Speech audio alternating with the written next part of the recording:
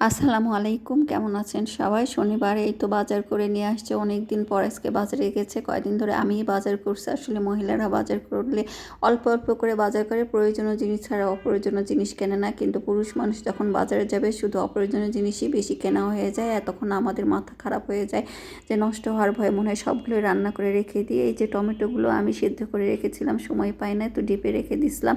কাঁচামরিচ রসুন দিয়ে সিদ্ধ করছিলাম হালকা লবণ দিয়ে, কিন্তু পারি নেওয়ার পরে তো ব্লেন্ডার করে নিলাম, ভালো সস করে ফেলি। তো সস করে ফেলছি, ঠান্ডা হলে বক্সে ভরে রেখে দেবো। আর এই যে বাজারে গিয়েছিলো আজকে শনিবার দিন, সেহেতু বাজারের দিনে আমাদের বলতে গেলে শুক্রবার বাজার করে না, শনিবারে করে। তো যা থাকে সব কিছু, যা থাকে না সেটাও নিয়ে আসে। তো অনেক বাজার করছে, ডিম নিয়ে আসছে, আম নিয়ে আসছে, আর অনেক রকম মাছ নিয়ে আসছে, ইলিশ মাছ, কাচকি মাছ, ছোটো মাছ, আবার হচ্ছে রুই মাছ একটা কেটে নিয়ে আসছে। তো এগুলো পরিষ্কার করলাম। আর এমনি একটু দেরি করে গেছে, আর বর্ষার সময় বৃষ্টি তো থাকবে। আর এই সবজিগুলো নিয়ে আসছে, এখন কী রান্না করবো, কার সাথে কী করবো, এগুলো একটা ব্যস্ততা থাকে। করলা নিয়ে আসছে, ভেন্ডি নিয়ে আসছে, তো আমি ঢেঁড়সটা ভাজি করে নিলাম, করলাগুলো সরে রাখলাম, ফ্রিজে রেখে দেবো। আর পটল ভাবলাম কয়েকটা পটল ভর্তা করি, ভর্তা খেতে ইচ্ছা করছে। আর ভর্তা তো আমি থাকলে, একা থাকলে করতে ইচ্ছা করে না, হয় আমার মেয়ে করে, না হয় ওর বাবা করে। ওরা দুজনে ভর্তা করে, মানে এত কাজ করার পর ভর্তা করার এনার্জি থাকে না। গোসল করি, নামাজ পড়ে ভাত খেতে বসে দেয়, ভর্তা কিন্তু একদম গোছ কাজ করে সবার শেষে করতে ওঠা, আর করতে ভালো লাগে না। ছোটো মাছ খালা একদিকে ধুয়ে দিচ্ছে, আমি একদিকে রান্না করছি, একদিকে কুচিয়ে দিচ্ছি, চাষগুলো উঠে দিচ্ছে খালা।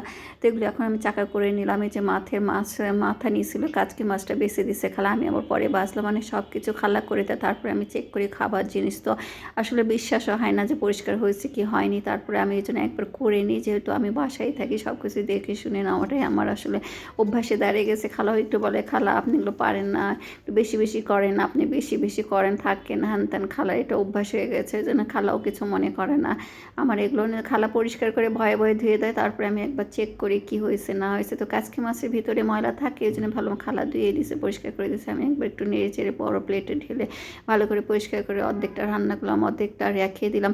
এমন এমন মাছগুলো নিয়ে আসছে, ফ্রিজে রাখলাম মজা থাকবে না, এই জন্য ভালো সবগুলো একটু একটু করে রান্না করে দিই।